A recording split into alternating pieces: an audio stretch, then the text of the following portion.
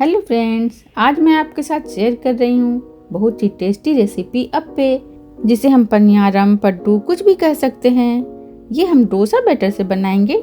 साथ में बनाने वाली हूँ बहुत ही टेस्टी साउथ इंडियन चटनी।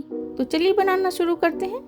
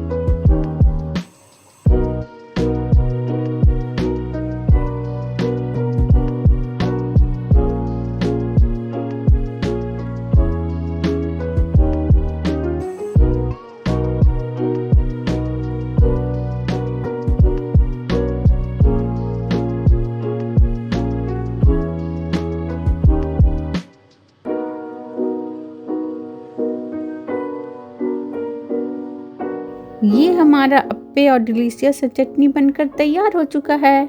इसे ट्राई ज़रूर करें। मेरी रेसिपीज अगर अच्छी लगती है तो लाइक, शेयर, कमेंट करें और चैनल पर अगर नए हैं तो सब्सक्राइब करना बिल्कुल ना भूलें। फिर मिलते हैं एक नई रेसिपी के साथ। तब तक के लिए bye, thank you and take care.